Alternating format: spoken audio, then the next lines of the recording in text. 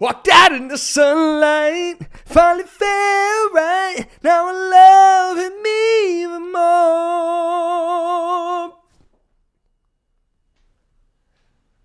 Douglas, that was my audition for Beau. Just nobody tell him that I don't play guitar. The reason why I did this was because I was listening to a headphone. We were going to use headphones, but we don't have any here. But, you know, this does the trick. You get it. Beau the Musical. It's the talk of the town. It's been the talk of the town all year. Even when it wasn't on, everybody was talking about it. And we are finally getting the chance to see it. Former guest Matt Rodin is the star, Ace Baker, in Beau the Musical. And today, we have the writer of Beau the Musical on, Douglas Lyons. And if that name sounds familiar, it is familiar. He's a dream guest. Our second dream guest. Dream guest number 2, Douglas Lyons, manifested by Patrick Dunn of Mamma Mia. We also do a tradition on I Want to Be Like You, and it is manifesting a dream guest. We want you to manifest someone for us to be sitting in this chair. I think for me, it would be, he's a buddy of mine. Doug Lyons is his name. Oh, yeah, you know Doug? Yeah. We went to school together. Everybody knew he was going to be an absolute star, and now he's awesome. writing and producing and providing for actors and people of color, and I love his takes on Instagram. I think, and his takes on the business, I think, are really smart, really forward, really progressive. Nice. And he's been on all sides of the table. He's been the actor, he's been the writer. So we're so thrilled to have Douglas on. He's a dream guest, but also I've been watching his content and I'm such a big fan of his stuff. If you saw Chicken Biscuits, that was his Broadway debut as a writer. He was also an actor. He's also an actor. He was in the Book of Mormon. He was in Beautiful. He was in Parade, all on Broadway. And gosh, is he a multi-hyphenate? It says multi-hyphenate. I go, what does multi-hyphenate mean? So I go and I look up multi-hyphenate. And also I'm like, you should look this up for me, Christian. It's like, what is one hyphenate? If you're a multi-hyphenate, is like acting a hyphenate? So the question is, can I call myself a hyphenate? If I'm just acting, am I a hyphenate? Anyway, you let me know. And but Douglas is a multi-hyphenate. I know because it says it on his website. And but this means actor, singer, writer, even dancer.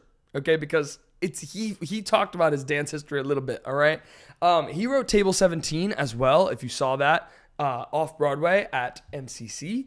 And with Carrie Young, who everyone loves, and he's just such an incredibly inspiring human. I mean, like, he talks about how he started writing as an adult backstage at Beautiful, and how he found it to be a place of solace for him, and he found a joy in it after his acting career had already really taken off in a big way, and used the pandemic as a lot of that time. He's written on Fraggle Rock for Apple TV. Remember that show, Fraggle Rock? Yeah. And on top of all the stage work that he's done, he's also expanded, and he's a big I'm paraphrasing here, but a big point of what he's trying to do is he's trying to make his work global. And we get to talking a lot about that. I think it's a really inspiring thing. And he also has a little bit of a theater column on social media where he gets to talk about current events that have to do with theater on social media, and maybe gave a little bit of a different perspective than one that you would commonly see. And also knowing the business, right? We're talking about show business, or as he says, business show as well. And a big part of that has to do with the notion that mixing commerce and art, right? So he talks about a percentage that writers make of the weekly grosses on Broadway that I had no idea about. And we get to talking about Beau. Of course, we talk about Beau. Beau is happening right now at the Distillery at St. Luke's. It is now open. You guys got to go see it. I believe it runs to December 6th. We have a former guest, Matt Roden, who plays Ace Baker in it. Douglas Lyons wrote the show. He's our second dream guest on the show. We are so lucky to have him and for him to provide his insight. We do a special little spin on the dream guest of it all. So I'm thrilled about this episode. I want to thank the team at the press room for getting him on here and working with us, and it's just been such a blast. This whole thing has been a blast. We get to talking about the podcast and art and all this beautiful stuff. I'm gushing now. I'm ranting now. I'm rambling now. But so you know what? Let's cut to the chase. Today, I want to be like Douglas Lyons.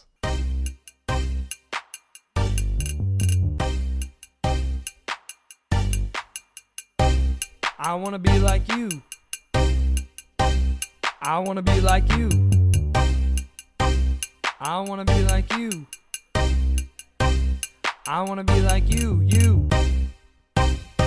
Welcome to another episode of I Want to Be Like You with Elbi Cespedes. Today, I want to be like Douglas Lyons. Oh my gosh.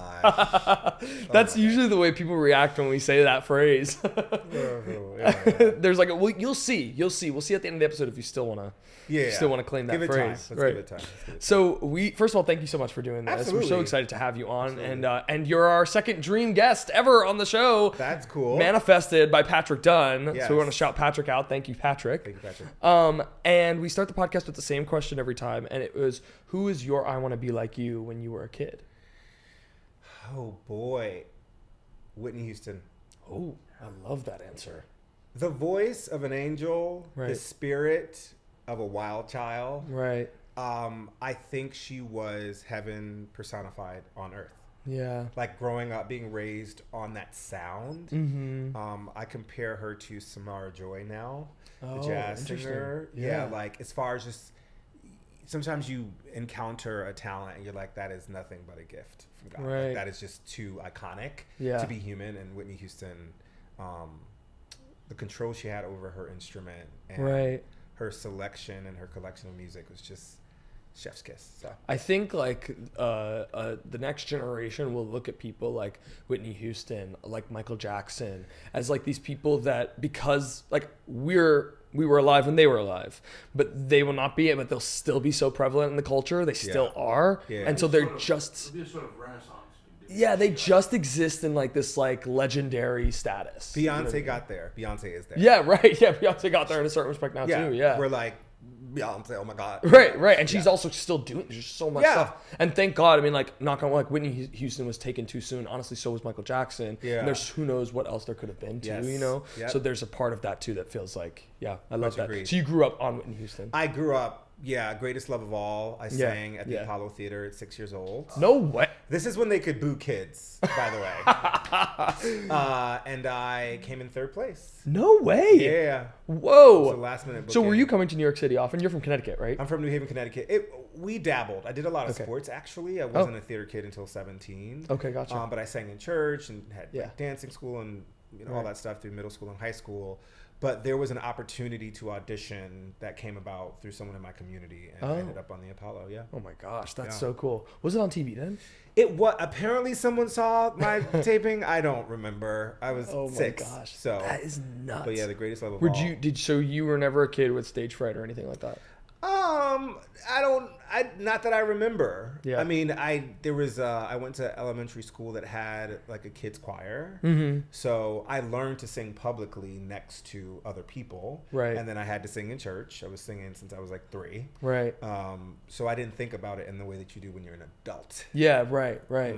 Yeah, it's funny. Like I always say, like I teach kids, and that like 5, 6, 7 age is like so pure and so like unabashed.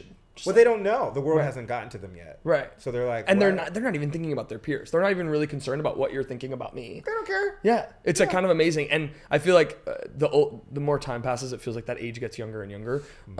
Because before, I feel like when I was a kid, or when I was like in high school, it was like 5, 6, 7, 8. They're like free, and now it's like 5, 6. Yeah. Because like 7 and 8-year-olds have phones now, you know. So Well, it's like the phones have ruined everything. yeah, or like the internet. They're perceiving each other. They're Yes. watching. Yeah. Yes. So, but it's interesting. It's like you could do something, because I've seen kids who are like 6 years old, free, all this other stuff, and they're 13, and you're like, oh my gosh, you're so afraid to do anything right now. About everything. Yeah. Yeah. So what was the first Broadway show that you ever saw? Do you remember? Oh my gosh. I think it was on a school trip. Okay. I think it was Jekyll and Hyde. Jekyll and Hyde on a school trip. Yeah. Wow. I think that was That's it. interesting. In high school or 8th like grade. Oh, cool. Yeah, I went to Betsy Ross Arts Magnet Middle School. I know, get into it, and you had to pick an emphasis. Okay. So mine was dance. Very cool. Yeah, 8th grade year. Yeah, you're doing all the things. My parents were very good at having me do everything. Yeah. So I was in, dance school. I played tennis, soccer, baseball, basketball. I choreographed.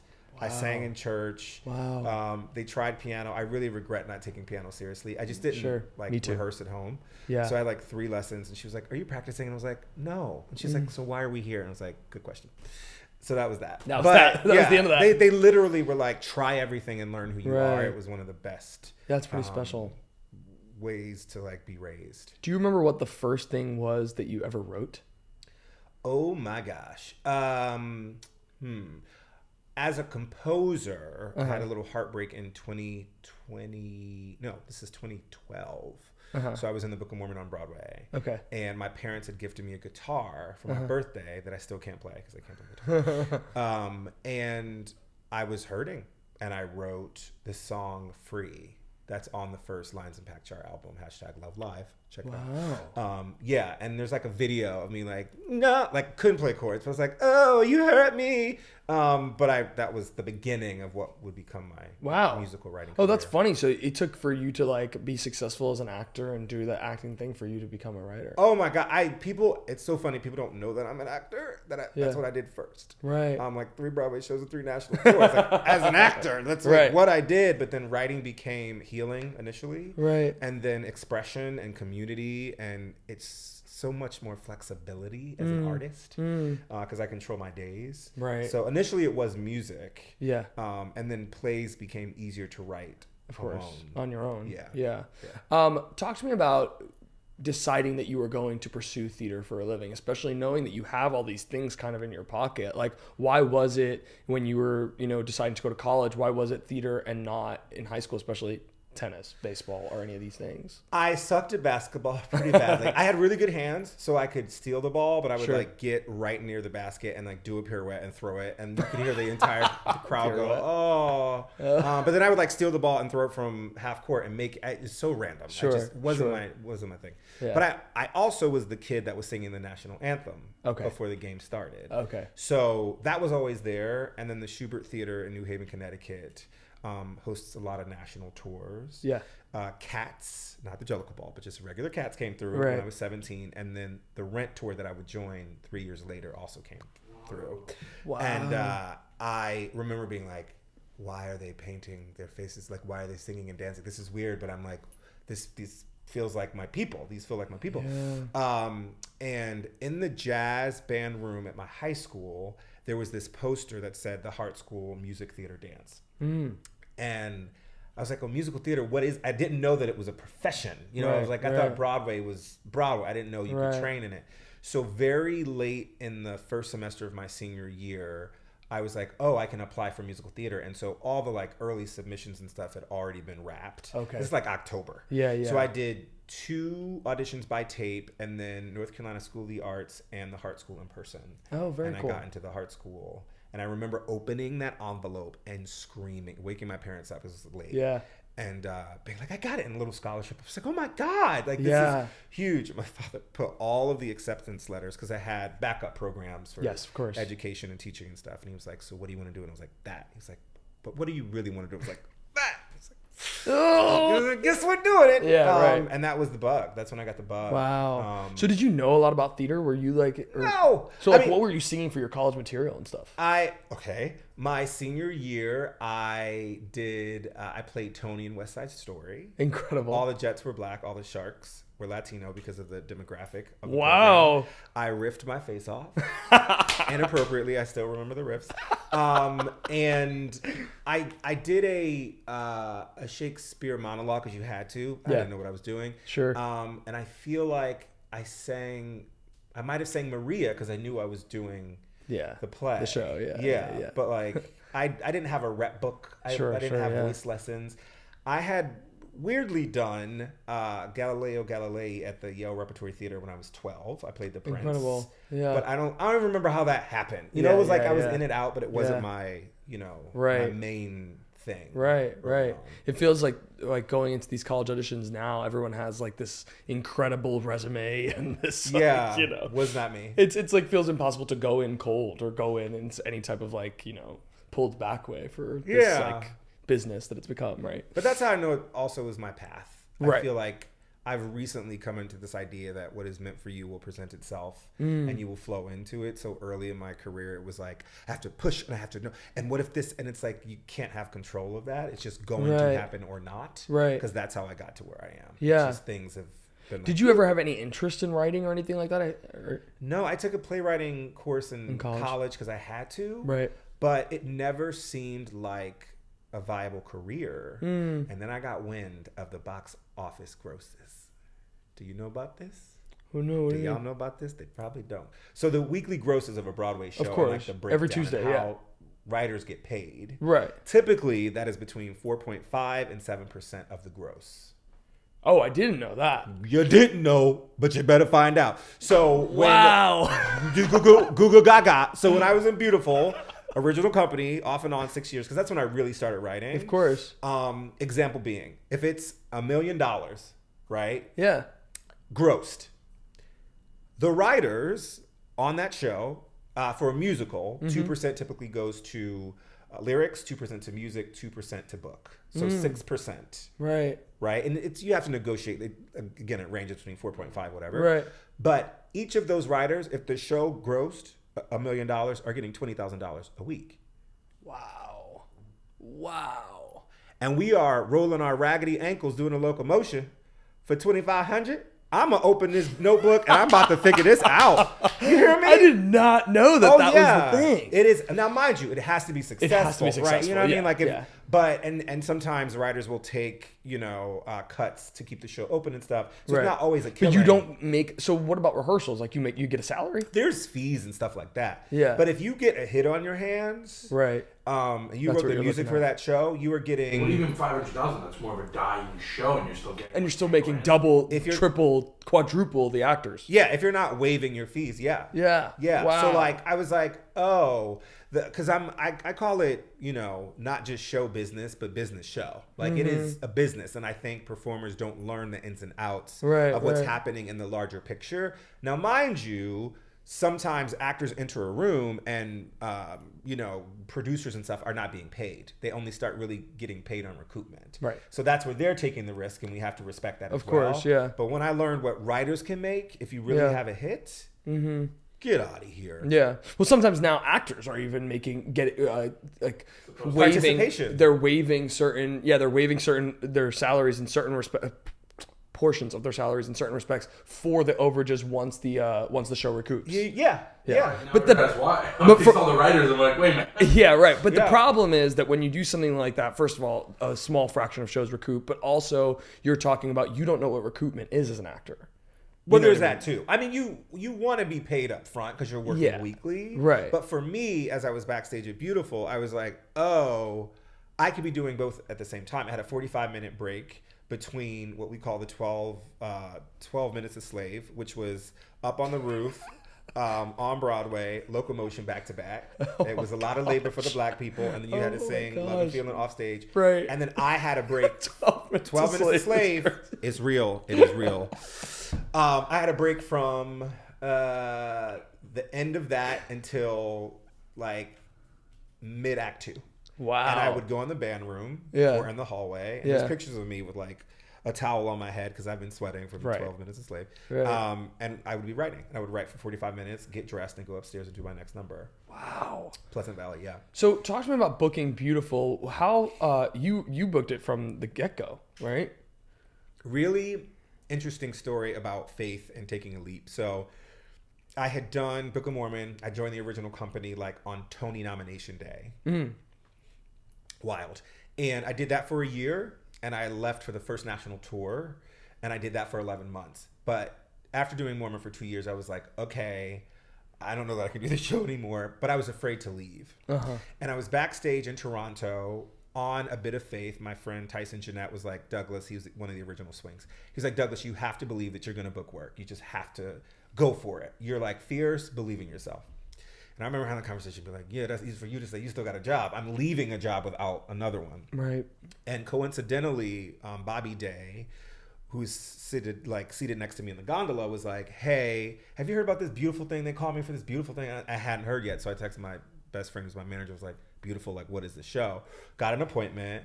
I put in my notice.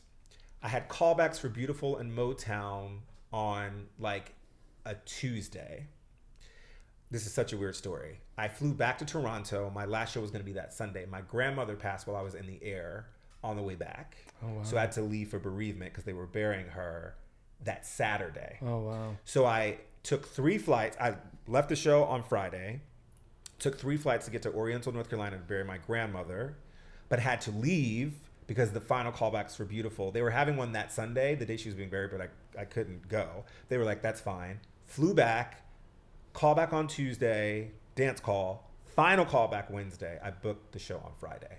I've been unemployed for 5 or 6 days. A week. But if I had not taken the leap of faith to leave Book of Mormon, I would not have. Of course not. Wow. And I think she was my angel in that moment because it was all around, I had to be there and everyone understood you got to get back for this thing. And wow. Yeah. That is unbelievable. And that's what I mean. Like, you can't plan it. You just got to be ready for it. Yeah, you got to a place where you're like, it's presenting itself to you. Literally. And I remember I was on 42nd and 8th when he called and he was like, you ready to be on Broadway again? I was like, stop. And I thought I was, because I was a swing the first time with Mormon. So I was like, am I a swing? And he's like, no, they say you're on stage, you have your own track. And I was like, oh my God. And then I had my own song. Like, So everything. That leap of faith. Now, mind you, I'd saved enough money and the business aspect is, I knew I could survive, but it was that little leap of faith that changed. That's crazy. That's amazing. That's an amazing story. And how we talked about that with Matt too. Is like, how are you going to plan? Like, what you can plan as much as you can, right? It's not about going in cold, but it's about having a plan. I think is important, but also it's like knowing that you can veer off that. Well, life is going to do this thing to you. Yeah. And I have learned, now 20 years in the industry, that sometimes what feels like failure or a breakup or something, that is not right for you, not going your way, is sometimes protection. It literally is protecting you from something you cannot see. Wow. And it'll make sense to you in due time. And that's happened to me time and time again. Example being, when I was in Beautiful, I was up for Charlie and the Chocolate Factory, Kinky Boots, Hamilton, all these things. They were like, would he go on the road for Hamilton? I was like, why would I leave? I got a 45-minute break. I'm writing. Why would I leave this gig? And if I had left to go do any of those shows, I would not have written Beau or Chicken and Biscuits or Polka Dots, because that's where my writing began, was backstage. Wow. If I booked those jobs, I probably would not be the writer I am today. Yeah. Wow, that's so special. Yeah. So talk to me about being in the moment, being in there, Beautiful, like such an exciting time, because Beautiful feels like a different style of jukebox musical, different audience in terms of it in a certain respect, and doing a different thing, like serving a different purpose with the type of diegetic music that it's doing and how it's using that music to serve that story. What do you remember learning and taking away from that experience and being in the room from the ground up, That book that the great Douglas McGrath, who has since left us, wrote was so smart. He earned those songs. Right. You've Got a Friend was not in the out-of-town tryout. Oh.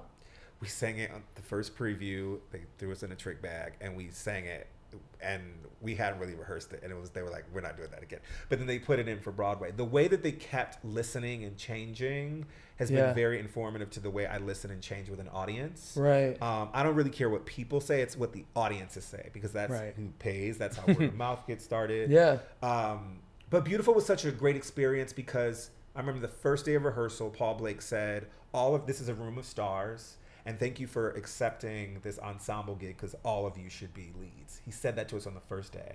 And Jason Howland made sure that every single person, I think there was only one track that did not have a vocal solo. Wow. Right? So you never walked in being like, all right, let me just do this because I don't matter. You had a responsibility. And it was because the show was love and it was about a writer. It's where I really found folk music because I wasn't really raised on that. I was interesting. Raised on like gospel and R&B and pop. But like listening to Carole King exposed me to James Taylor, amongst other sounds, right?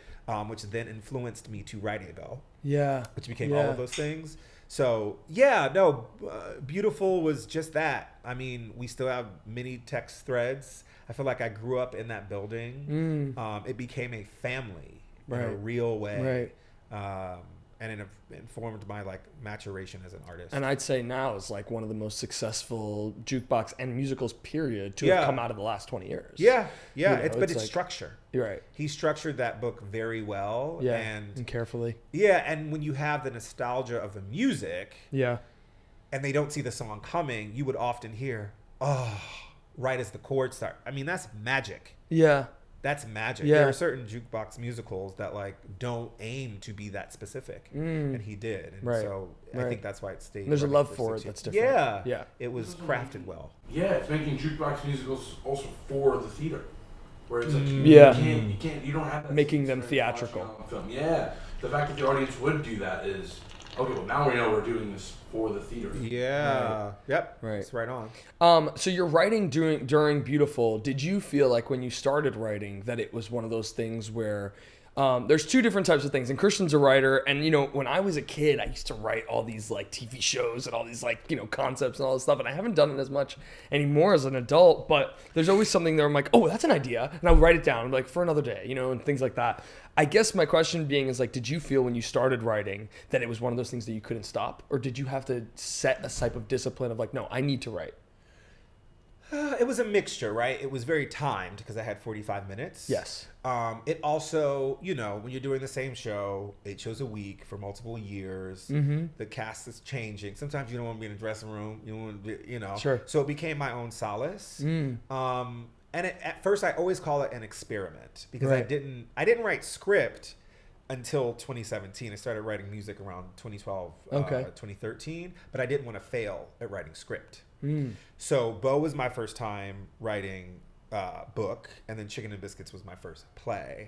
And so I would write, like, I was in residence at the director's company, which is where I had worked as an actor when I graduated college. But I would call in actors and hear 10 pages at a time. That's usually how I work. And then go away and be like, okay, what did I learn from that, and how can I adjust? And that informed. Yeah. Right. So it was really just a practice and a way to you know, let time go by when it started. But I wasn't on a mission because I knew, I didn't think I knew much. And so I learned as I went.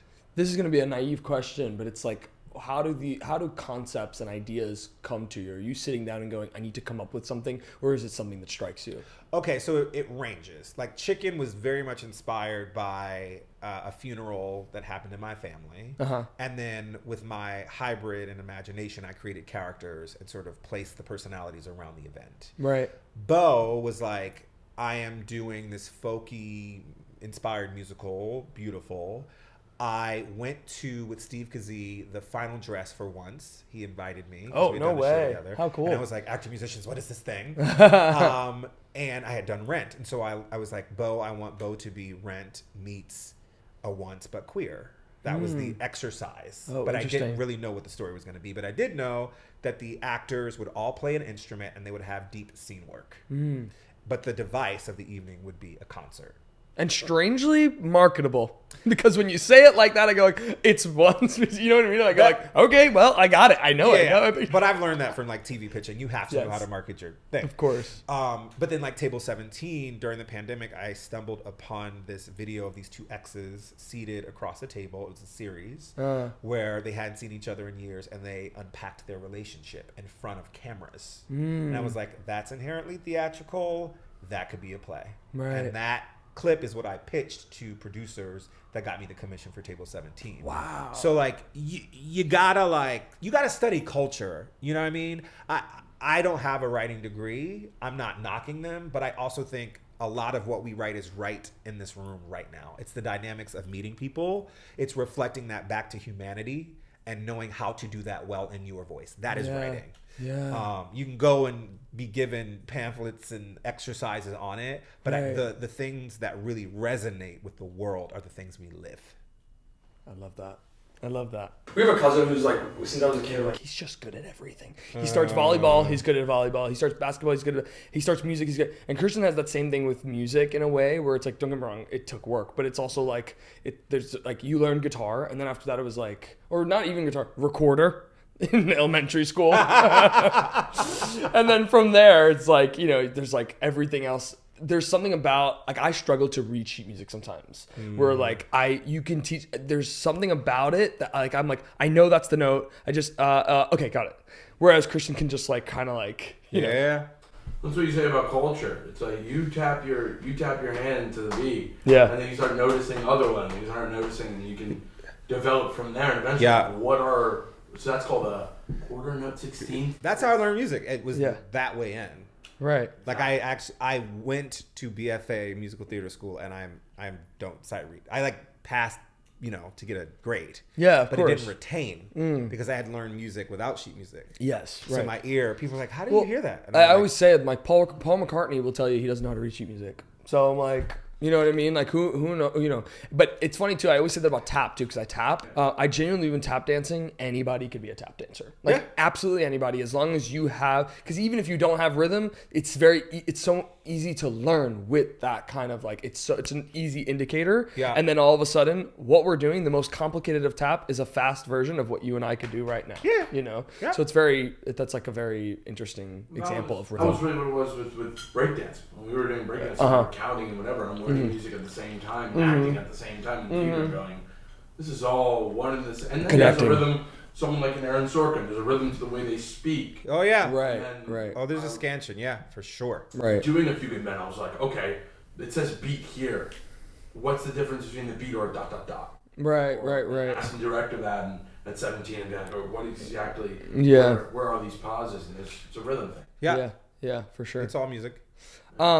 Let's talk about writing for, what were we just on? We were talking beautiful. We were talking, concepts and how concepts come to. Yes. I want to talk a little bit about how your children's writing with Fraggle Rock came along.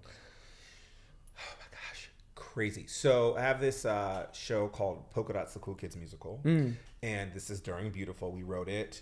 Melvin Tunstall III, Greg Borofsky, and I. And in one draft, we got offered a production that turned into 7 before we ended up at the Atlantic Theater Company for a run that won the Off Broadway Alliance for Best Family Show in 2018. Incredible. And so at the beginning of that, I had, through friends, been connected with John Tartaglia. Very cool. Avenue Q, claim. And I was trying to get him to direct the show, but he lived in LA and the timing didn't work out. I remember the phone call. It was like during my 45-minute break where I was like, hey, he was like, I love the show. I don't think it's going to work out.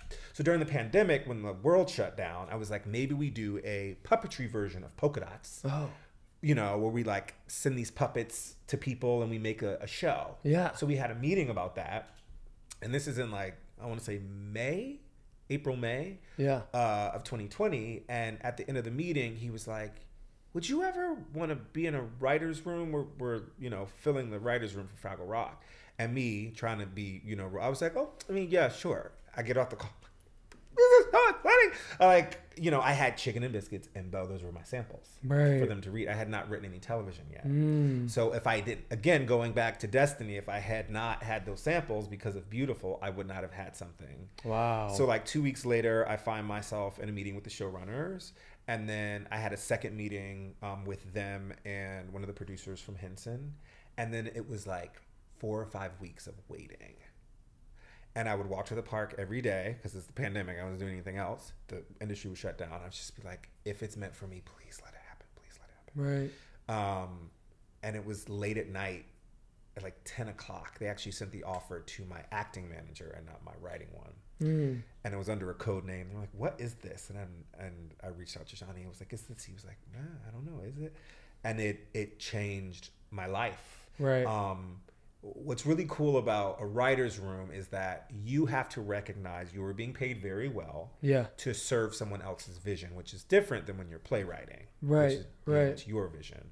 And so it's a collective. There's no wrong answer. You throw something out that may feel stupid, but it actually might ignite another idea that leads to the answer of this problem. So it's your responsibility to be eyes and ears for the showrunners to go, can we clarify that? Because I'm bumping on that's not making sense to me. Yeah. Because you want as many viewpoints for one episode as possible. Right. And understanding the world you're writing in. What are the rules of the world? You know, the Fraggle world that Jim Henson built is not Sesame Street. It is not polka dots. It has its own rules. Yeah. They have their own terminology and language and the way they speak. Again. Right. So I had to learn that. Did you know it already, the original? I did not. Okay. Yeah. They were like, Fraggle Rock. And I was like, yeah, I know it. Yeah.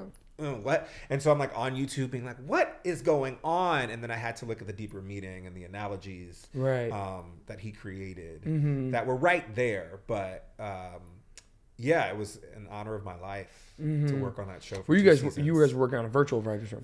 Yeah. That was the world is on fire. And I'm in a writer's room every day that I can't talk about for 20 weeks.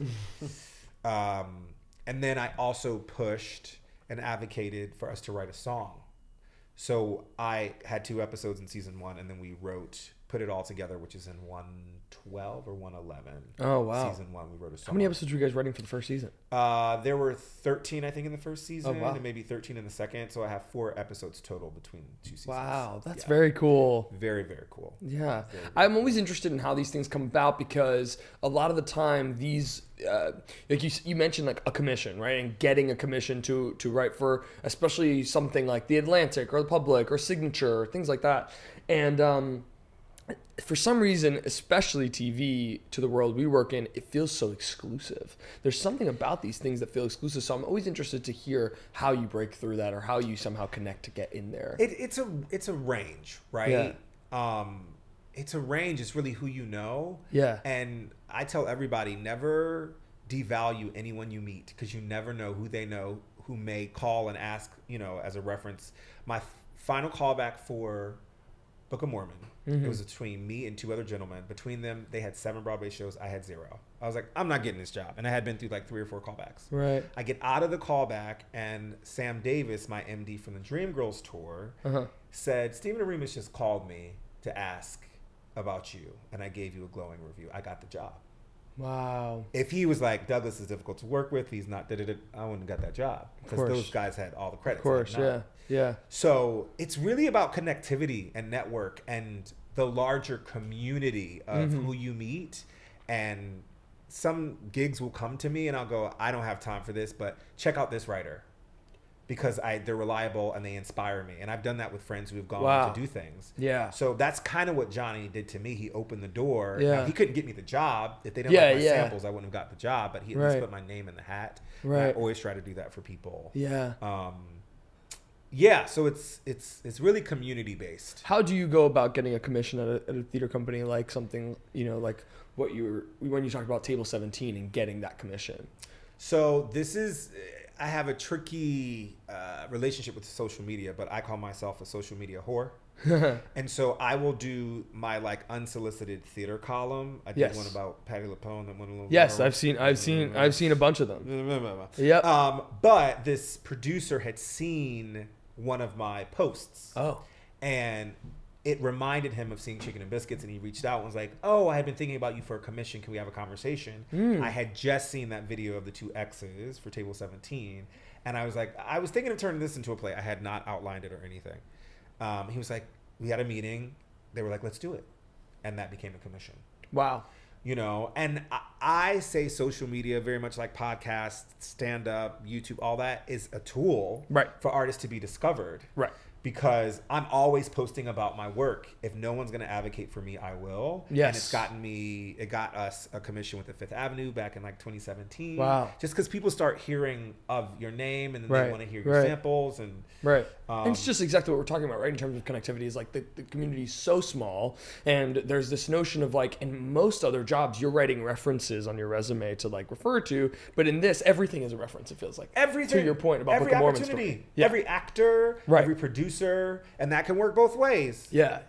And don't be salty and nasty, because people call people. Yeah, and people have called me and been like, "How's this person?" And I have to be honest. You have to, yeah. You have to be honest, you know. And so, no, I feel like there used to be this ideal that you walk into a room and you prove yourself. But the beauty of what we have now is you can, you know, boom up a mic and create your own universe.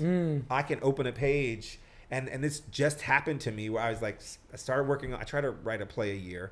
Started working on this play.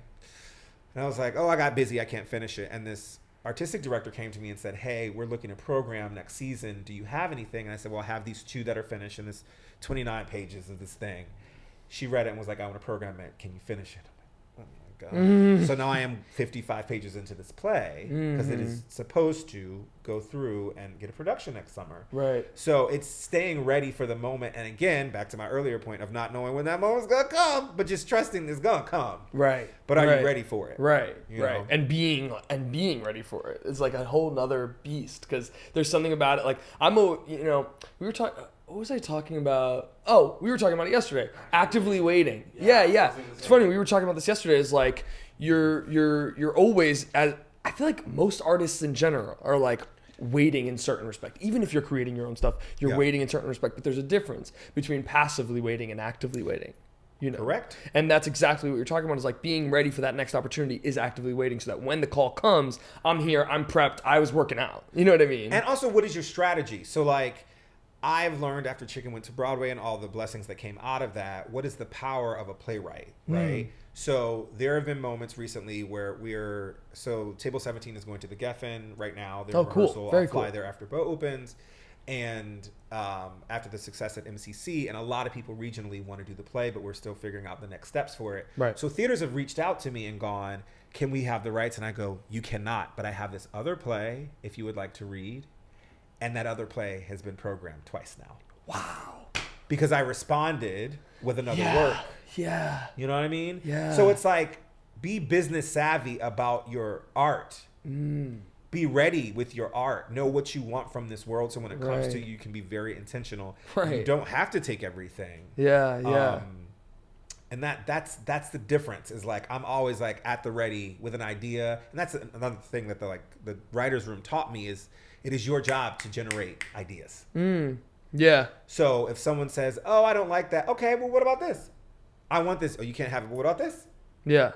Well, how much are you thinking about, because in going back to like what we were talking about, being like this 6-year-old, this like dewy-eyed, is like, in a writer's room, we've talked to like Robert Horn or recently Stan Zimmerman, who were talking about being in the writer's room, and the idea of making sure that you're existing in a writing room, or if you're running it, that you're running a writer's room where you're allowing for any ideas. You're allowing for the ideas that are the wackiest, riskiest, whatever ideas. How much do you think that that's important to you? Like, how much are you thinking about that as going like, you know what, let me just throw this and see it? Or are you a little bit more, not thoughtful, but some, conscious, a little self-conscious about what you're proposing? Yeah, I think it ranges on the topic. Like, there's Yeah. some things that come up that I don't know about, so I'm just going to shut up and listen to people. Yeah. But then if I feel like there's an opportunity for a joke pitch or something. Yeah. Right? Or an angle where this could be misconstrued to be something else that I don't think is our intention. You're like, you're HR a little bit too, for the idea. Yeah, you know what I mean? yeah. And like recently, I had an opportunity to sort of show run my own show that's supposed to shoot in December. Oh, very cool. But it was just me and 2 producers. And I had to fly to Dallas, and we worked for a week, and it's a variety show, and it's really cool. And there are moments where I had to be like, hey guys, that's a really cool intent. It's not going to be repeatable, and that is more for us and not for them. So it's always trying to like hone the vision into something that lands for people at home. Yeah. And not just for yourself. Yeah. Because sometimes we can be very siloed and in our own thing. But if you're putting something out to the world, you want to make sure it reaches all the corners. Yeah, that makes sense. Yeah. Let's talk a little bit about Chicken and Biscuits. This was it. It feels like Chicken and Biscuits was like this like little gem that came out of nowhere because we were coming out of the pandemic, and it was essentially, it was one of the first plays to come out of the pandemic, and it kind of came and like hit in a big way, and is now the most produced play of 2022-2023, and like, is this big hit, but still feels, underground in a certain respect because of the area, the place that we were at the time. Tell me about how that came to Broadway? How was that something you were first time writer? This is your writing Broadway debut. Again, destiny. I mean, I had reached out to a producer because I slid into his DMs during the pandemic and said, hey, do you read new work? Like, this was right before the pandemic. And then the pandemic hit, and he finally had time to read. Yeah. And Beau and Chicken were projects we started talking about, and this opportunity came. People don't know this, but, and I hope I don't get in trouble for telling this, but there was a gap in Darren Chris's schedule, and American Buffalo was already in there. But post-pandemic, he wasn't going to be able to come back. And so there was a hole. We were actually on top of their set. People don't know this. How do you mean? Chicken Biscuits was built, like they took down some of their things, but like where the chapel doors were, part of that was still American Buffalo set. No way. Yeah, and so the producers had to talk with the union to get things approved because we were kind of built on top of them. So how interesting. Yeah, so that's how much we were being, room was being made for us. It was that specific. So it was very destined that would even happen. Right. And I'm very aware that like a lot of the conversations that happened in the pandemic are the reason that Chicken went, and I'm also grateful for them. Of course. It was a tough time because you had to mask up. You had to show that you had been vaccinated to get in. Those are different rules when you're trying to sell a product. Yeah. And unfortunately, COVID got in the building and shut us down for 10 days and really undercut things. And as it did with a lot of shows. And also, I would not go back a day to change anything because it taught me so much about what I thought I wanted. Oh, interesting. Because I got the thing. Yeah. I thought it was going to be a musical first because I did musicals first. Yeah. But it was a play. Yeah. And it brought so much joy at that time. And then I begged the producer to release the licensing rights because I knew, based on what had happened, it would hit. And it did. It became the second most produced play. And this summer, I went to Sacramento with a community theater and spent 3 days with them as they put up their production. Cool. It, 39-year-old African-American company, and Celebration Arts, and it sold out, broke their box office, and they had to add a week. And that, to me, is the joy of writing. I'm like, Broadway Tony's awesome. Community theater in Sacramento, bang it. Like, that is huge because these are people that don't always consume theater who came out and made it an impact in that community, and that is the power of theater. Right. So that sort of reformed my thinking. Yeah. And now I go to the regions first. Yeah. I go to them first and go, hey, you want this play? If New York doesn't get it, I don't have time. Yeah. You'll figure it out, girl. I'm going here because if they understand the work, it's about the work. I'm not writing for Broadway. That's such an interesting idea because Broadway, Hollywood, whatever you want to look at it, is so easily epitomized as the peak of success. To who? Well, yeah. Right.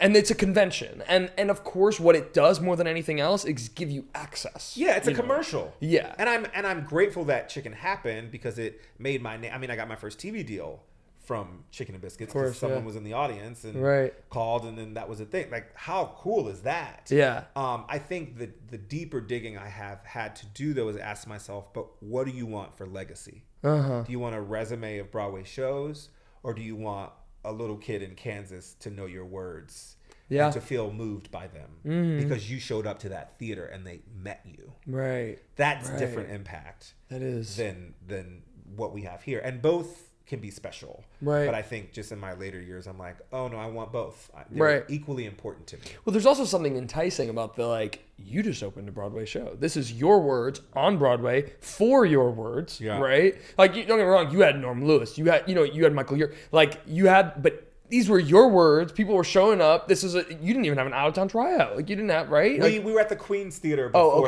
Okay. You were. Okay. Got you. Yeah. But still, like, there's this, and I imagine what happens, and like, we've been to plenty of Broadway opening nights and events and stuff like that, and you see the swarms, you see the excitement, you see the everything, and you're now on the other side of that. Everyone kind of wants a little piece of you, and not in a bad way, but in like an exciting way. There's like something about that that's enticing. So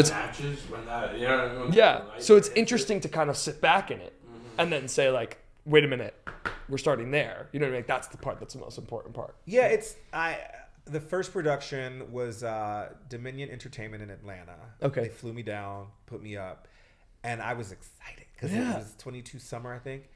And I saw all these aunties and their husbands in these heels, date night, walking to the theater. And I was like, this is the dream. Yeah. I was raised in the church. I'm a PK, a preacher's kid. And so I always make this parallel between the congregation, the audience, the pulpit, the stage, the pastor, the actors, the organ, the music. It was always in my bones. Right. But the appreciation for the larger reach and not just the box office is important to me. Yeah, of course. Black folks, families, queer folks see themselves in my work. That's the joy. The awards are great. They're awesome. Of course, yeah. Money's awesome. Yeah. But if you come home to no one or you can't share it with people, then what are we doing? Yeah. I don't know why we're doing theater. We could be doing anything else. Right. Yeah. And the idea that when you watch television and movies, and the reason why there's so much money in that more than there is in theater is because of the accessibility, right? Everyone can go see a movie across the entire world when it comes out in theoretically, and certainly with TV now, everyone. But now you're getting the chance to do that with theater. Broadway. It's the big thing. Okay, great. Its afterlife is that much more crucial. It's important. It's accessible. Yeah. People can't, afford $100 or $1,000 tickets to Hamilton. Right. But they can get a $25 ticket to Chicken Biscuits, and if they're laughing, I am happy. Yeah. Or even a ticket to come to New York if you're from Sacramento. Yeah. To the other side of the country. Yeah, like, you know can't. what I mean? You can't. So it's like, let's make things that we can bring to them. Yeah. Is my new mentality. Yeah, and I love that. It's more about the service of what theater can do, because we're in a time where people need an outlet. Like at Beau right now, because of the new staging, a lot of the action takes place in the center of the room, and I am watching people from across aisles fight for their lives not to cry in the light. And you're watching the action, but you're also watching other people cry, which makes you cry. So it feels like a communal experience, which is, again, sort of very congregational. Yeah, of course. Yeah. Let's talk Beau. I'm going to jump into Beau. Beau started as a movie. It did not. It didn't. It started as a musical. It did. But there was a movie that was made out of it that was like this, like Matt Roden, who's like this movie that we made that nobody's ever going to get to see. It was made. So yeah, we started at the Adirondack Theater Festival. Okay. In 2019 summer. Okay. A semi-conservative area, like the second day of rehearsal, I went outside and there was like a little roundabout and there was a Trump rally, and I was like, y'all are not ready for these gays. Y'all are going to hate these gays. There's a lot of gay moments in this play. I don't think y'all gonna like this. Were they coming to see the show? Well, I don't think they were, but I knew the community was. I was like, we're gonna be in trouble. But I'll never forget closing night. The word had gotten out, really, really positive reviews, and they had added like seats on the side, right, for obstructed view. And these two white women were like beers. They were like, "Beau, woo!" And I was like, I don't think y'all know what you're getting into. And during the bows, I came downstairs and they were leaned over on the side rail looking at the story. And I was like, we got them. Yeah. We got them. Yeah. So ATF was first after 2 workshops, 29 hours with the director's company in the city. And then during the pandemic, we did make a film, Fall of 21, that was a major part of the dances with films in 22 here in the city. So we were like at an AMC downtown. Very cool. Like 150 seat, like sold out. Very beautiful.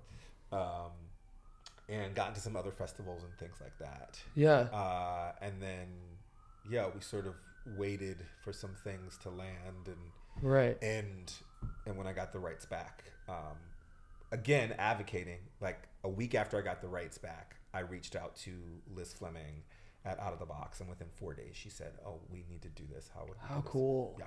So the thing about it is, why, if it started on the stage at this theater festival, what was the inspiration in the screen adaptation of it? It was the time. It was COVID.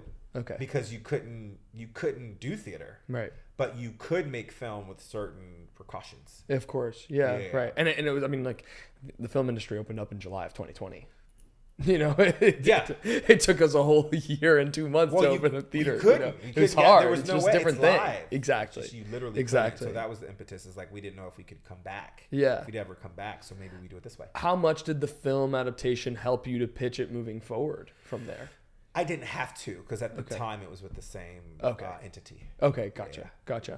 So I mentioned this to Matt. It's like Out of the Box. I had heard about them for a couple of years. They were doing this like small company, but they're doing this like really niche, like cool stuff. Like See What I Want to See. That was such a cool thing. When I heard, I was like, who's doing a production of an authentic production of See What I Want to See? I was like, this is so, you know what I mean? Yeah. I think Sierra Renee did Millennials Are Killing Musicals for them in 2023, but they were like this, like, if you knew, you knew kind of thing. Yeah. And then Beau, it felt like everyone in the city was talking about this year. Thank you. And I mean, I knew about it beforehand, obviously, just because of the word, but aside from that, I had friends who were going to see it, and I'm going, oh, that was that show. Yeah, I remember Out of the Box doing that show. But I didn't realize, I was like, oh. And it seems like the word of mouth is what traveled this show. The word of mouth is what did it. What's fascinating about Beau is I don't know that it's going to be, we have been critically acclaimed. There have been some kind reviews. But, and this is a larger conversation about the industry, is like some of what has been established is this dependency on notices. And that being the legacy of your show's worth. Interesting. And every show can't have that and won't have that because it's going to hit people differently. Right. So our show has been a word of mouth show. Right. These TikToks, Reddit, I had never read Reddit, and there's subreddits, morning Reddits, midnight Reddits.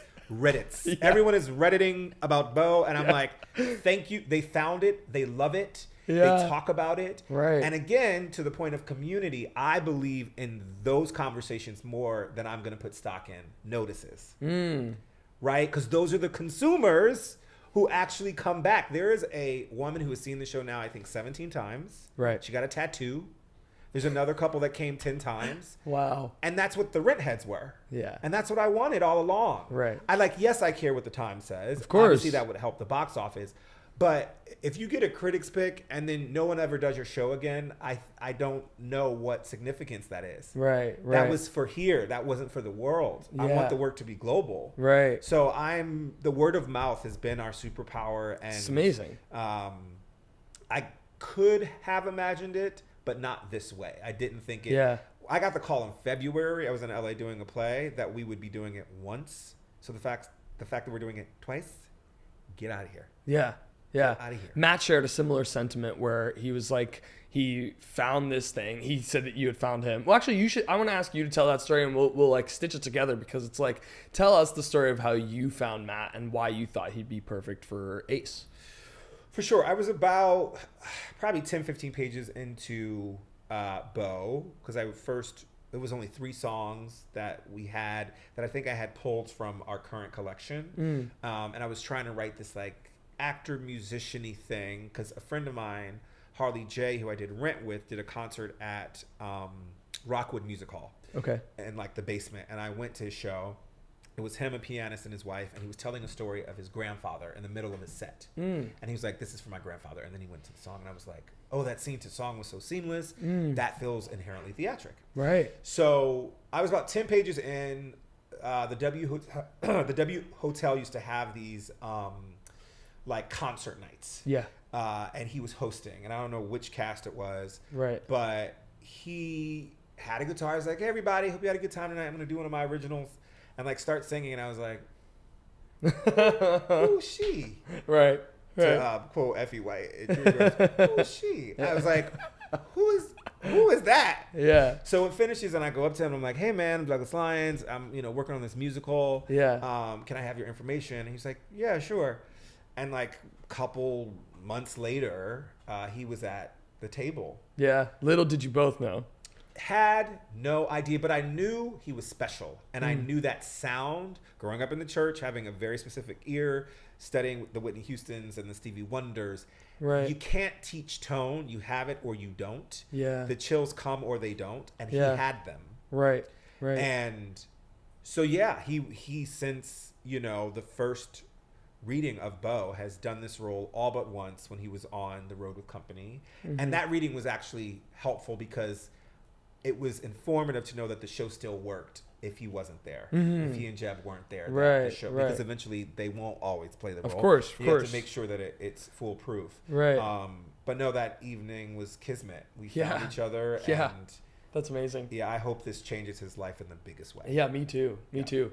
So in talking about it, when it was out of the box, it was marketed as like this. And even now, it's the distillery at St. Luke's Theater. Yeah. And it's meant to be communal. Like that's an intention. How early on did you know that that's what you wanted it to be? Where you wanted it to be like at a bar and we're just sitting and almost like at a concert vibe, you know? Well, I knew that from the very beginning. Okay. I am a writer that gives vision boards to departments if they are open to it or want them. And so down to costume and set design, even with polka dots, like I knew what I wanted the world to look like. Yeah. And then through collaboration and the imagination of the designers, they come up with whatever they see. So it was always going to be a bar. It always wanted to feel honky tonk. I chose Nashville and Tennessee because of the country music scene.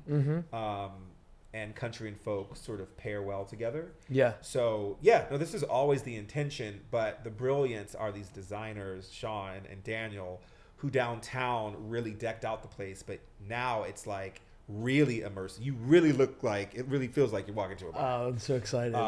And then Josh's brilliance is he brought in the distillery bit because that wasn't in the script initially.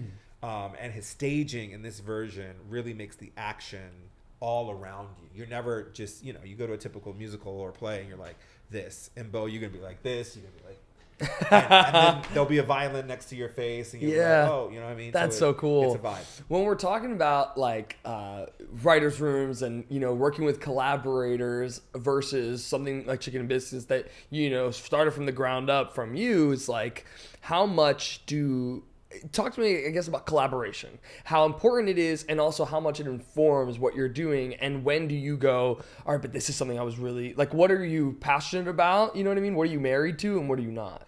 Yeah. I just made a post about this. Oh, really? Yeah. Shook some things up. People got in their feelings.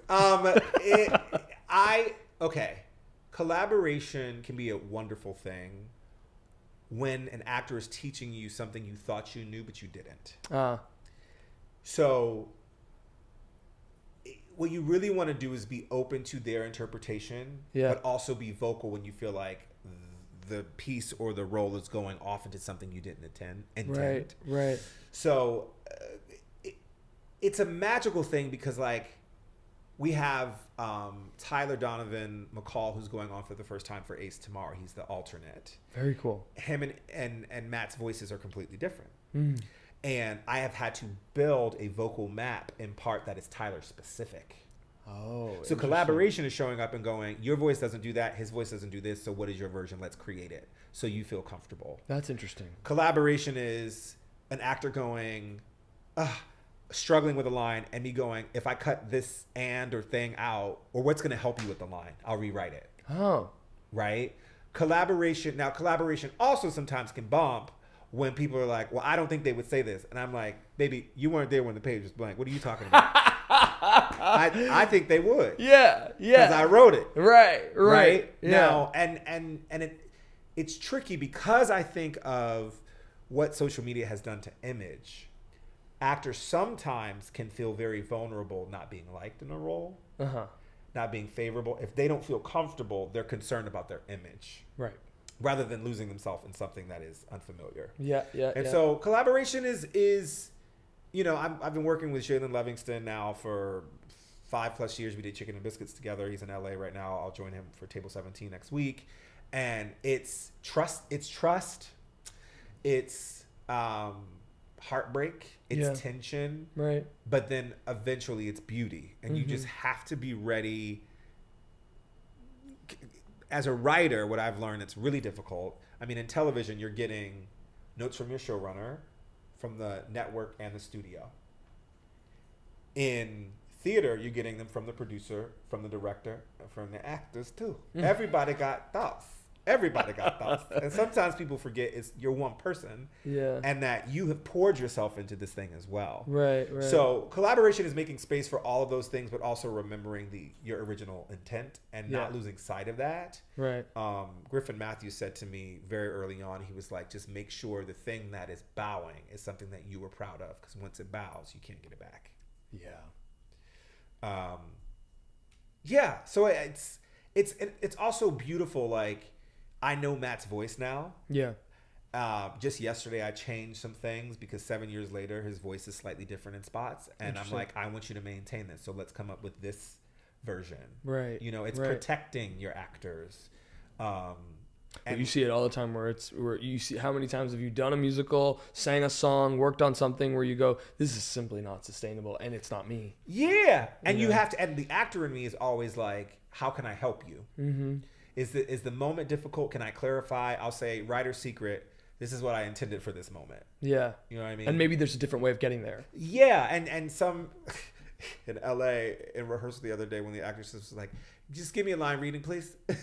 Because she wanted to hear in the way it was intended. Yeah. And then it made sense. So it's every room is different. Yeah. Every actor, every director is different. Right. And knowing how to navigate those things. Yeah. Being open, but then also being firm in what you believe that you wanted initially. In throwing things at the wall, you're reaching out to Out of the Box Theatrics. You're, messaging producers on Instagram. It's like, how do you know the people? Is there, I guess, a risk in reaching out to these people not knowing if they're going to be someone who you also want to have a piece of your piece? Does that make sense? Like, how do you know that Josh Rhodes is the director for this piece? How do you know that whoever's the producer is the producer that's going to share in your vision? Are you prepping that beforehand, or are you kind of like throwing caution to the wind kind of thing? So I think, to quote the great Nene Leakes, who gonna check me, boo? Right? We all gonna die. All you have is your own tenacity to reach out and go, I believe in this thing. I think you should pay attention to it. Okay.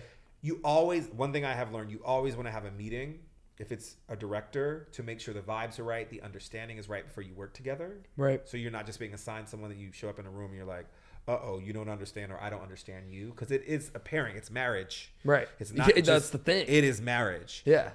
Josh Rhodes carries such a temperament and a sweet understanding and a beautiful challenge. For like a year and a half, there was a song in Beau that I didn't want to change. And he'd be like, Douglas, can we look at that song? And I'd be like, Josh? Like, okay. 3 months later, Douglas, can we look at that song? Fine. And then we change it and it's made it better. Yeah. Right. But he respectfully pressed in a way that was like, this is what's best for the work. Right. And I'm asked, if you want to get to Y, X, I don't think is setting you up for this, but I think I'm just wired differently. I don't, at times, leaning on the system has not proven to be my friend. Yeah. Because the system works differently for everyone. Right. So you taking another writer's path may not be your path to success, or actor's path. Right. I have, Polka Dots has had a lot of great alums now. One is in Wicked playing Glinda on the road. Very PJ cool. is finishing his run in Book of Mormon. But one of our Lily Polka Dots has become this huge voiceover actress. Wow. It's like, I love that they've all gone different ways. And what a beautiful thing. So there's no map. And the only thing you can do is bet on yourself. That is one thing I'm good at. Yeah. I may not be the best actor. Right. I'm decent enough. But I'm a bet on myself. And all you need is one. That's the other thing. You need one casting director, one producer, one actor to say, yeah, I'll try it. And it can change everything. Right. So find that one, stick with it, lean on them, and keep going. Yeah. Yeah. After all the renditions of Beau that have occurred, and all the buzz from that production, that feels like this, like, it feels like the production that got the word out there. You know what I mean? The production that happened this spring. What are you most excited about, and what do you think is the most different in this current production that's happening this fall, that opens this week actually? What are you most excited about in this version of it? The staging is different. Yeah. Because the scope of the room is different. Okay. So there's a lot of the intense action that takes place in the center of the room. And it makes everyone attentive. Right. In multiple ways at once. I did make some rewrites from downtown to uptown. Yeah, because there were some questions about the women's characters and the deepening of them and the understanding of some relationships. And so I actually did a bit of like a call to arms, where a survey where I asked women, what was your feedback about the show? Yeah. And I did my best to take as much as I could to make sure they felt seen and understood, and some of the feedback has been like, I've seen the changes, and I like that. I like the deepening of relationships. So I never just go, okay, we did that. I'm always excavating to try to make something as best as it can be. Right. Well, the beautiful part about theater is that it never actually freezes. There's that too. Yeah. Yeah. And tell me, in terms of these reviews and all this other stuff, first of all, are you reading them? Do you read reviews? I shouldn't. Well, sometimes what I find is like I'm a big review reader, or for the most part, I like the certain people that I like. Some people I think are just like mean and not as informed. But there are times where I'm like, oh, there's maybe there's something here. Are you considering that into your rewrites? I actually read a lot of other people's reviews after I see shows. Okay. Because I am studying to see if the things that pinged in my brain have also pinged in the reviews. Right.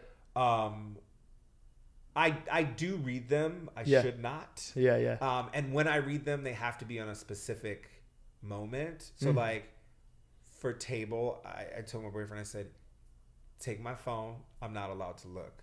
Unfortunately, the moment I came down this, and this is not unfortunately, but the moment I came down the stairs and turned the corner, Bernie Telsey was there crying, saying, "We got a critics back." I was like, well, there goes that. That's great. Right. But then we like laid in bed, and he read them to me one by one, and that was really beautiful. Right. And with Beau, they were predominantly kind. People are going to be snippy. And here's the thing. As a writer, I've learned people are going to hate your stuff and love your stuff. But did you move one person? Yeah. Did you save a life? That's the thing I'm really focused, which is why I fly to Sacramento. Yeah. You know what I mean? Because you get wrapped up in the reviews. But again, I've seen many shows that have been, critical acclaims, and then no one's thinking about, and it's not reaching anybody else. And I just don't want to be that type of writer. So I read them. I don't take stock in them too much. And my father's always said, never get too high with the high or low with the lows. So I don't take them to ego. I take them as a study. Right. What could be clearer, what's confusing. Right.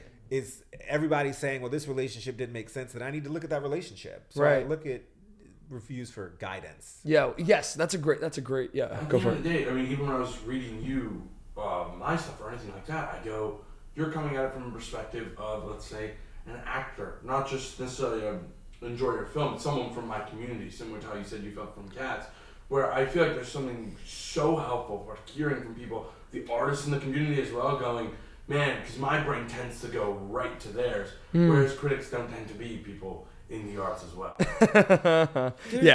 Well, there's a whole, we always refer back to it because there's a whole section in Sondheim's book in Finishing the Hat, or either Finishing the Hat or Look, I Made a Hat, and he writes this whole blurb about reviews and about awards. He two different ones about reviews and awards, and who is the most not worthy, but qualified review. What is the most, is it a peer? Is it another writer? Is it, someone that's not from here at all? You know what I mean? What do we determine as, and it's kind of like when I was in school all the time, and I'm going to credit her with this because I just love her, Michelle Pauk. It's like, she's like my, I know her. Do you really? We did Beautiful together. Oh, you did at the same time. Yeah. Oh, I was wondering that actually. Gosh, I love her. And Yeah. so I say she's like the godmother of our podcast. She's like a big mentor to me. And when we were in college, like she would say things, she would be like, hey, listen, these are my thoughts. What I want you to do is take it, like absorb it, and whatever you don't want, start out. Yeah. You know what I mean? Like that's a very, very famous thing. The best teachers are the ones who would be like, hey, take this, and then,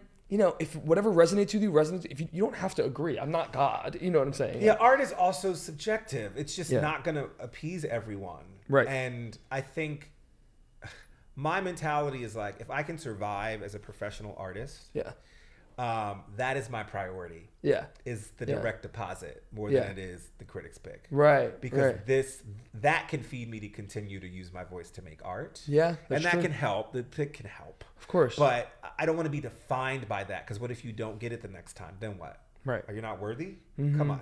Are you less a writer? Yeah. Are you less of a writer? Like it just, I think the system is a little broken that way. Yeah. And there's like an elitism that permeates the theater sometimes. And I think we could get more people in if we actually, very much like TV, I talk about this, there are rom-coms, there's sci-fi, there's horror, there's suspense, there's sexy stuff. Like there's all these different genres that have audiences. We don't really allow that in theater.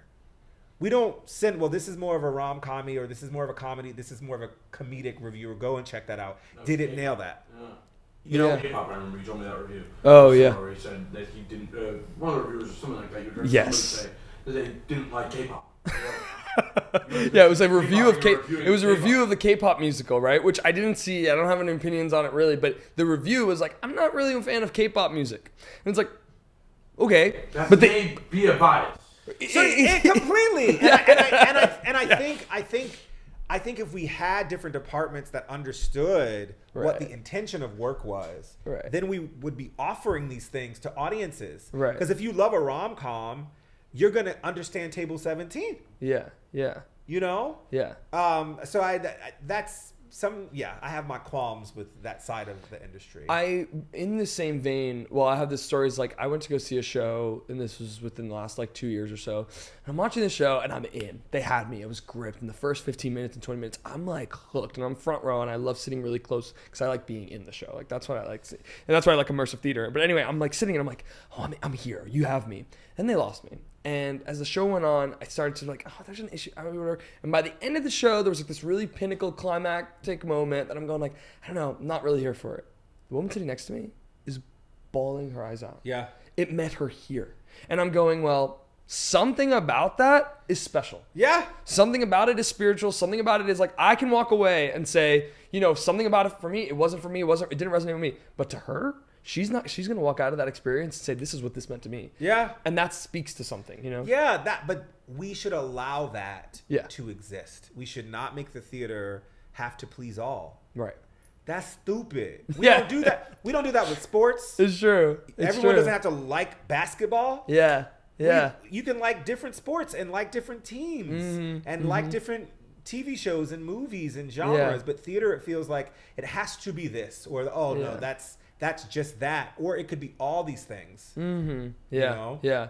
How much do you think about in the same vein when we talk about like tone, right? I was watching this TV show, and it's meant to be a comedy. It's labeled a comedy. It's pushed as a comedy, and I'm watching. I'm in the middle of it. I'm getting to the end, and they kill off a major character, and I was so touched, and it was really sad. And actually, like, I didn't find it funny, and it wasn't meant to be funny. And I'm sitting there, I'm going like, oh wow, this show that I considered a comedy, I'm looking at it going now like, oh.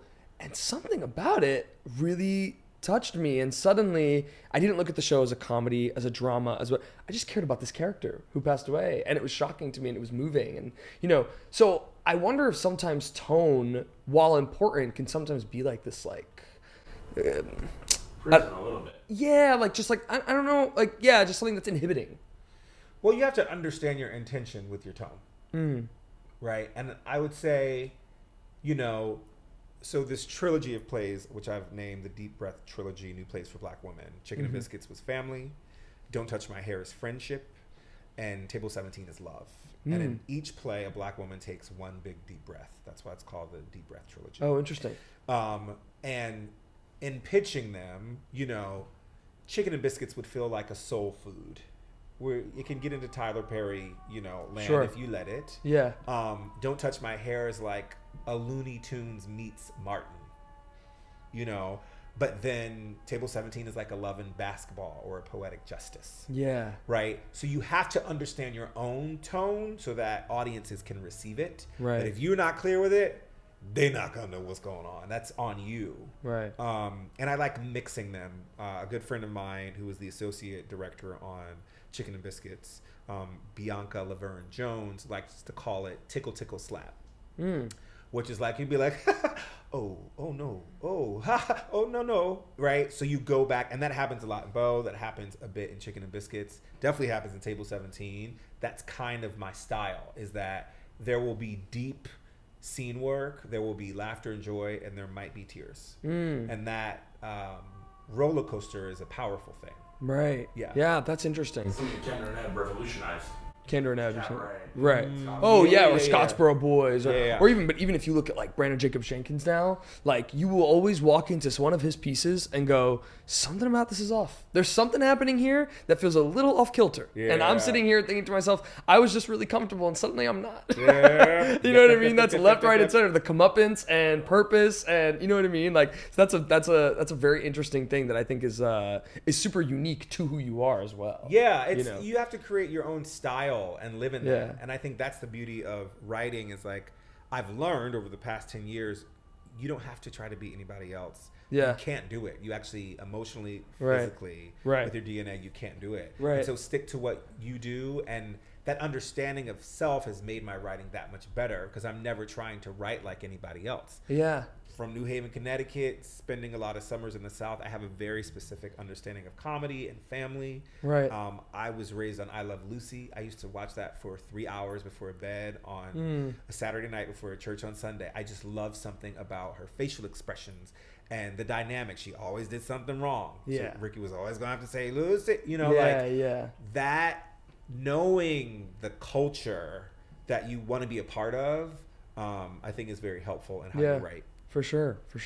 I want to ask you about, and I want to ask you briefly about like the state of the industry, right? You talk about the theater column that you do on Instagram a lot, and you're talking about poignant topics. And I guess what I want to ask you in a time where, and we talked about this with Matt too, is like in a time where everything feels so like the end of the world, right? And even in the industry, right? Everything feels like the end of the world, but some of it is like a labeling of the end of the world. It's the end of the world because I told you it is. Yeah. Not because it actually is. And things that we consider unprecedented are precedented. Yeah. So I want to ask you, in particular when it comes to theater, is like, what are the trends? You know how like whenever a new year happens, there are things I'm taking into the new year, things I'm leaving back, things I'm leaving. Yes. I want to ask you, what are the trends that you see in Broadway, especially from a commercial aspect, that you look at and you go, these are the trends that we should look at and nab onto and keep, and these are the trends that maybe we need to adapt and change.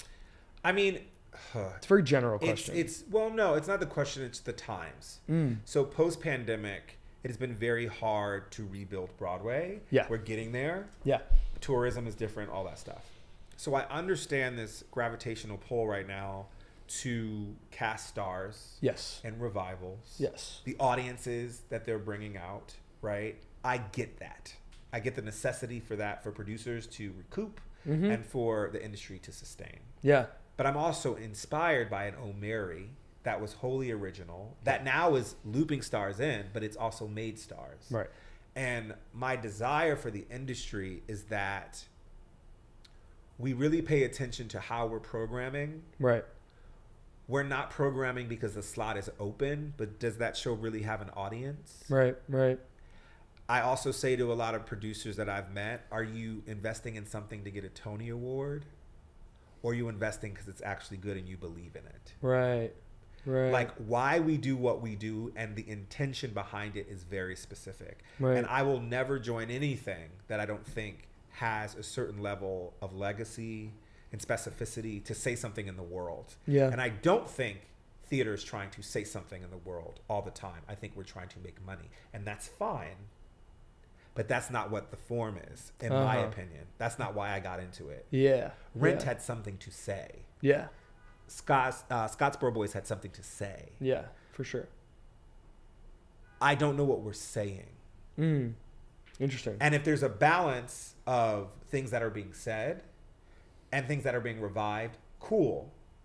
But if it all becomes mushy, I get less inspired. It doesn't become the home that it was for me at 17. Right. I can't look to it and go, you are reflecting the times, because I don't know that you really care what you're reflecting. Right. You're just trying to make millions of dollars off these star names. And so what I'm hoping we bring back is this willingness to attempt new dangerous stories that are not celebrity centric, that are not IP centric, that challenge the world to be better because the theater decided to say something. That is what I hope for us. Right. Because if we lose our integrity, how do we expect the rest of the world to hold theirs? We're supposed to be the mirror. Yeah, that's being the mirror. We're in a mirror. If we're giving them every movie and TV show that they have seen, we're not a mirror. That's not a mirror. Right. And maybe not as innovative as we think we are. No, and just let's say it's a cash cow, and that's cool. But like, this is what's going to happen. In about 30 years, the Gen Zs and the millennials, they're not going to have the money to pay the prices to keep the shows open. And a lot of people that go now will be gone. Yeah. And what will you have? Sondheim said, give us more to see. More, not the regurgitation of what we've seen in other places. More. Right. So how are we taking that charge? And as someone that I mean, I have one really big IP up the pike here that's coming. But I wholly try to create original things. It becomes scary. You start going, am I wasting my time? I don't know y'all care. Or do I have to get a big celebrity name for you to pay attention to it? Right. That's why what Beau is doing is so revolutionary, that we get a second opportunity to do this and that it caught on. It's very That unique. is magic. Yeah, it because is. in these times, you know, people would rather pay $400 to go see, you X, know, Y, and Z. Jane Krakowski and Sure. O'Mary, and she's fierce, and I love that show. Right. And also, but how do new things compete with something like that?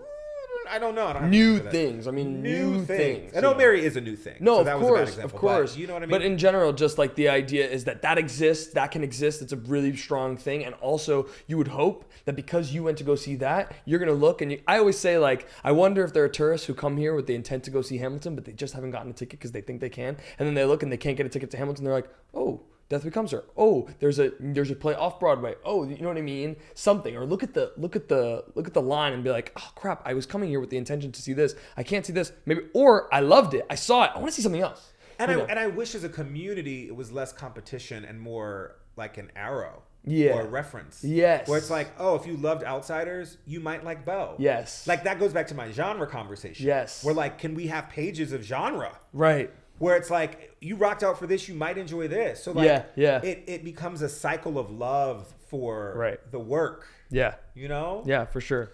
So we're coming to the end of our show, and we want to ask you, because you're a dream guest, you were a manifest a dream guest, we want to ask you the big question. We want you to manifest a dream guest for us. Give us two because you're a dream guest, and someone that you would want to talk to is what I'm asking, is what I'm like kind of like pivoting the question. Because if we get this person, we're at the very least FaceTiming you in. Oh my gosh. Someone I would want to talk to. Yeah. Oh man, I should know. Samara Joy. Samara Joy. Samara Joy is, y'all, I've seen her in concert 3 times. Mm-hmm. She's responded online a few times in the DMs. Yeah. But it's Ella, it's Billy, it's all that now. It is a goddess of voice. Yeah. And she is so special. It is the Whitney effect to me. Yeah. And she feels like a very meek and respectful and like humble soul. Right. So just to like be across from her, because she does a cover of a Stevie Wonder song that I witnessed live, and I literally do this, and I will listen to it 5 or 6 times in one sitting. It is that good. I love that. I'll take it. We'll take it.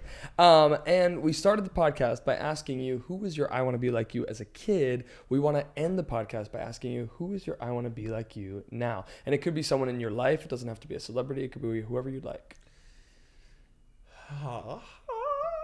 You know, I really look up to Viola Davis a lot. Yeah. Me too. She's wholesome. She's rough. She's honest. She's talented. Yeah. She really loves the craft of what we do. Yeah. And she's a Black woman, you know, and she's had her journey from poverty to success. Right. And yeah, I really admire her. I'm going to add one more too, Tyler Perry. Yeah. Which a lot of people try to poop on his movement, but what he has done and how he has advocated and paid for Black folks, it's remarkable. Is remarkable. And I'm not saying it's imperfect, but I will say the control he has. Like, I don't know if you know the TBS deal that he did with his show. He basically like sold a show, and in order for them to buy it, they had to syndicate it. Oh yes, was it House of Pain? Yeah. So he got 100 episodes. Like the deals he's created as a Black businessman. Yeah. I want that life. And also an empire. Like, oh my God. He's literally built the ground. Yeah. You know what I mean? Like, and a huge ground for so many young people, not only young people, just like budding artists, you know what I mean? And artists in general, to do something that they never had the access to do because he never had the access to do it. And now it's like he was poo-pooed his whole life. Yeah. So poo-pooing him now is nothing new to him, I'm sure. Yeah. Yeah. And it's more about, you know, there's issues with everyone, but sure. I think as like a business model, I just really respect what he's been able to do. And I wish such power or opportunity for access existed in the theater. Yeah. we wouldn't even get into the control and break down all that. But it's you know. But who knows? It's coming. You know what I mean? Anything is possible. There's a precedent for it, for sure. There's a possibility for change, but everybody has to want it. We love it. Thank you so much. Thank you. I you. want to be like Douglas Lyons. Go see Beau. Go see Beau. I Want to Be Like You with Elbi Cespedes is produced by Elbi and Christian Cespedes. Special thanks to Angelina Cespedes, Vincenzo Salvatore Cakes, Maddie Greenberg, Patrick Dunn, and of course, Douglas Lyons.